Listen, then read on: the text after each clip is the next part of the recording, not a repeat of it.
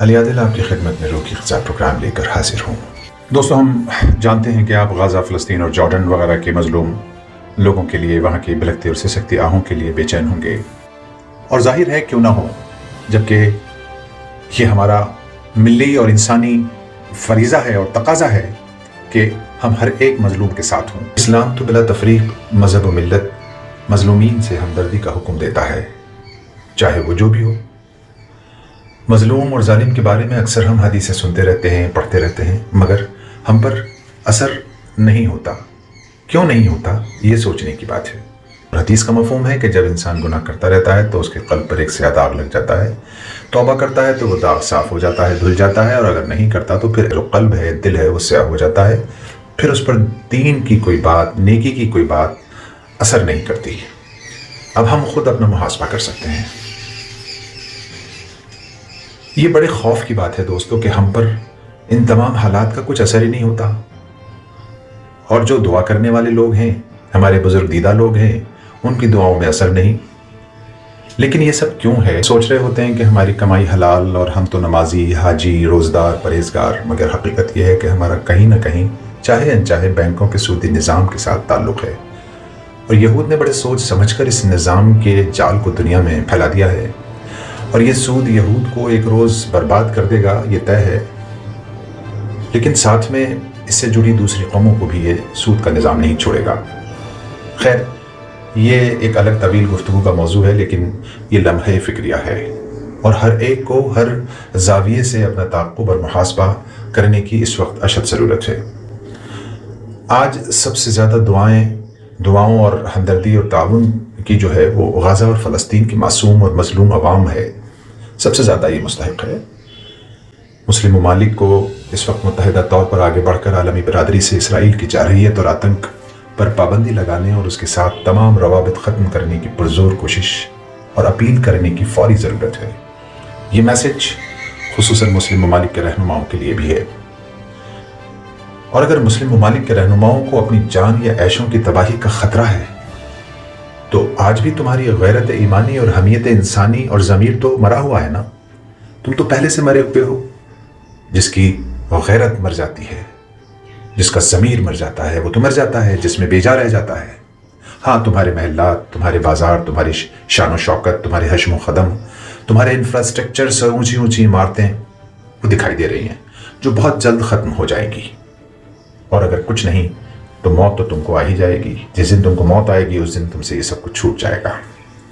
بہت تھوڑا وقت بچا ہے۔ اللہ کی دی ہوئی اس دولت اور شہرت اور نعمتوں کو مظلومین، معصوم عوام، بچوں، ماؤں اور بہنوں اور بیٹیوں کی سسکتی آہوں، بلکتی اور تڑپتی انسانی جانوں کی حفاظت پر لگا دو۔ یہ ساری کی ساری نعمتیں اے مسلم ملک کے رہنماؤ، وگرنہ موت تمہارا انتظار کر رہی ہے، بہت جلد آن دبوچی۔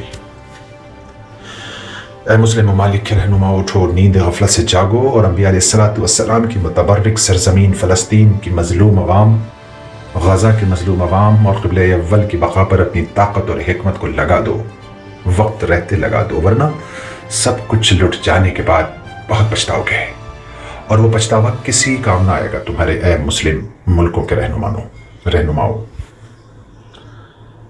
یاد ہے نا، فلسطین میں موجود اسی قبلہ اول کو فتح کرنے کے لیے حضرت عمر فاروق رضی اللہ تعالیٰ عنہ خود تشریف لائے۔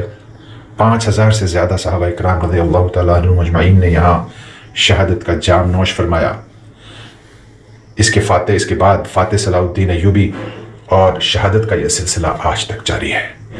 یہ شہر شہادتوں کا شہر ہے، یہ شہر قربانیوں کا شہر ہے۔ مومنوں، اٹھو، چلو اللہ کے راستے میں آگے بڑھو۔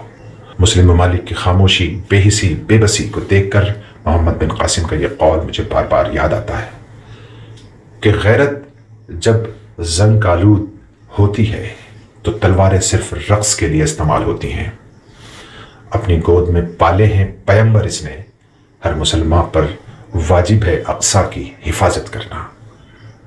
اے اللہ، مسجد اقصیٰ کی حفاظت فرما، اور فلسطین، جارڈن اور غزہ کے تمام مومنین کی اپنے فضل سے مدد اور نصرت فرما۔ یہاں کے بھوکے اور پیاسے عوام کی مدد فرما۔ یا رب کریم، تجھ سے بھیک مانگتے ہیں ان کی مدد کی اور نصرت کی۔ اے حفاظت کرنے والے اللہ، فرشتوں کو ننگی تلوار دے کر بدر کے صحابہ کی نصرت تو نے کی تھی۔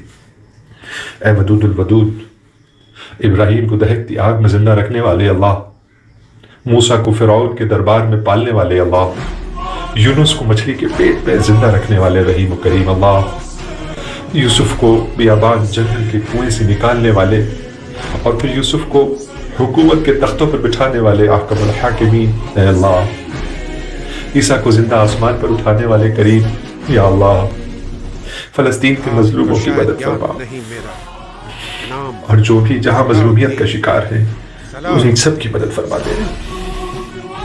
تیرے تو بہت سے لشکر ہیں یا رب کریم، اپنے کسی ایک چھوٹے سے لشکر کو بھیج کر غازہ اور فلسطین کے معصوموں، بہنوں، بیٹیوں، بچیوں اور بچوں کی حفاظت فرما۔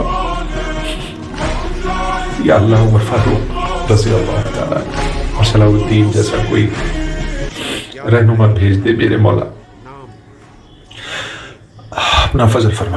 دوستو، آج کی دعا کے معاملے ظہیر احمد انصاری آپ کا میزبان اجازت چاہتا ہے، کل انشاءاللہ پھر حاضر ہوگا۔ آپ اپنا خیال رکھیں، وما توفیق الا باللہ، اللہ نے کے بعد۔ تم کو شاید میرا نام یاد نہیں، میرا نام صلاح الدین